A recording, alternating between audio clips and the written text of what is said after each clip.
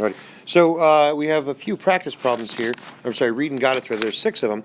The first one, we're going to talk about identifying slope and y-intercept. And we'll do this when the line is already in the form, the slope-intercept form here. Again, y equals mx plus b, where m is the slope and b is the y-intercept in the form of 0b.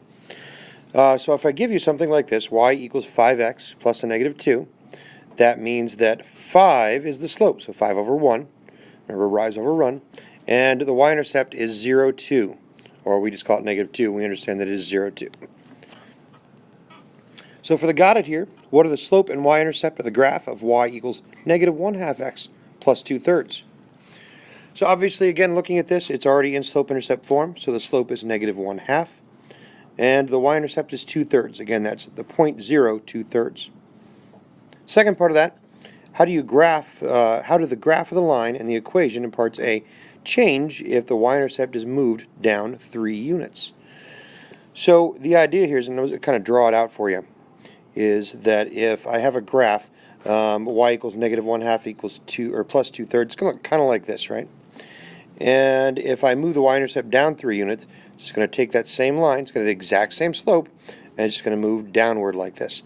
The two lines are going to be parallel because they have the same slope. And it would end up looking like this. Y equals negative 1/2 x minus 7/3 after you subtract the 3 from there. And I will expect you to do that on my quiz and my test. Now if I give you a slope and an intercept, I expect that you can plug those in to the formula y equals mx plus b and come up with, in this case, if I give you a slope of negative 4/5 and a y-intercept of 7, you come up with y equals negative 4/5 x plus 7. Just simple substitution. So on the got it here, we give you this slope, so we're going to say 3/2 and this y-intercept. So we would say y equals 3/2 x minus 1. That's what you should come up with. Alrighty, for your third problem, we have a graph here, and we have to note exactly where we are going to see, where it crosses exactly, right? So that's kind of nice, like here and here. And we're most concerned really with that y-intercept one down here. So which equation represents the line shown? Well, I know for sure that my y-intercept is going to be negative 2. It shows that literally right here on the graph. So I'm going to have y equals something x minus 2. Now I have to count the slope. Please note we are going up from left to right. And we go, so again, going from here to here, from this perfect intersection to this one, up 2 over 1. So that's technically going to be y equals 2 over 1 x minus 2. But again, that looks funny. Y equals 2x minus 2 is what we're going to get. Alrighty, so for the got it, we have a graph here, and we're looking for that y-intercept, and we can see here that y crosses the y-axis rather, at 2. So I know that my graph is going to be y equals something x plus 2 because it's positive 2 on the y-axis. So I need to go back and count my slope, and I go down 2 over 2 for the 2 dots I picked, right? So that's a negative 2 over 2. So y equals negative 1x plus 2. And again, this is algebra, so we want to write it correctly. Y equals opposite of x plus 2. And the second part here, it says, does the equation of a line depend on the points you use to find the slope? No, that's kind of the point, is that the slope is constant no matter what. No matter what 2 points I pick, I'm going to get the same slope. So some of you on this one might have actually gone back and found and used this point instead, right here. Nope, there we go. And counted down 1 over 1 and gotten that minus 1 right away. So I did this, I picked 2 different ones, and I still got the exact same slope you did. This next example turns into real fun algebra. I'm going to give you 2 points, and I want you to actually give me the equation of the line in slope-intercept form. And it's a lot easier than it sounds. So you can take 2 points and easily generate the slope, right? Don't forget our formula, y2 minus y1 over x2 minus x1. So again, it doesn't matter if you call this point 1 or this point 2. In this case, they called this point 2, so you can see the negative 8 down here and the 1 down here. And then in the bottom, we can see the 5 down here and the 2 down here. And subtract and find the slope is negative 3. That's great. Now we have that. So we plug what we know into our formula over here.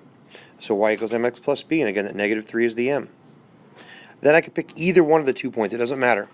So we picked the 2, 1. plugged it in here. Plug the 2 in for x, the 1 in for the y, and then b is the thing we're solving for. And again, some simple algebra here. We find that b is 7. So now that we know b is 7, I can plug everything back in. Again, my slope-intercept form, y equals mx plus b.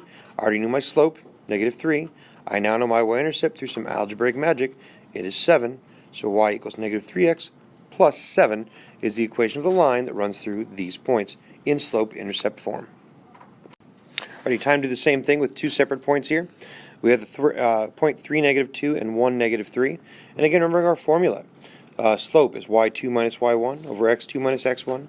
And I went ahead and called these point 1 and point 2. And again, it doesn't matter what direction you go, you're going to get the same answer. So we'll start out with y2 is going to be -3 minus y1, which is -2, over, let's see, we have x2 is going to be 1 minus x1, which is 3. Again, pay attention, pick from the right places here. -3 plus 2 on the top, right? On the bottom we get -2, so we end up with negative, let's see here, negative, oh, I need to finish on the top, don't I? We end up with -1 over -2, which is a positive 1/2. So that's our slope. So now we're going to go back and use some algebra fun, and we're going to find that y-intercept here. So here we have the formula, y equals mx plus b. Now we do know the slope because we went back and calculated that.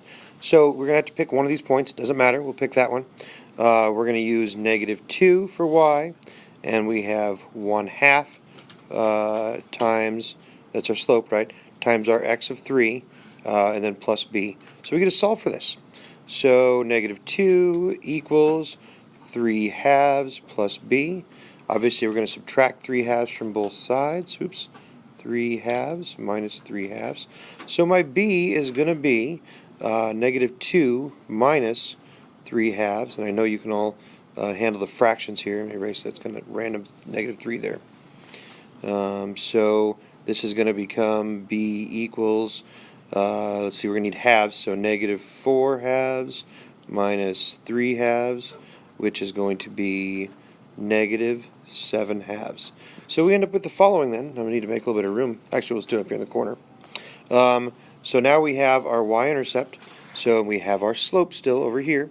So we have, I'm going to write it in blue, y equals 1/2 x minus 7/2. There you go. Now on to graphing a linear equation when I already give you its slope-intercept form. We have things on here we know, right? We know the slope 2, we know the y-intercept is -1, and again, that really means the point 0, -1. So we go over here and we plot that. 0, -1, right there. All right, see the blinking dot. And then we count our slope. Slope, the 2 over 1, right? So up 2 over 1, plot another dot, get a ruler, and trace and draw that perfect line. So there you go. Okay, start off with A here.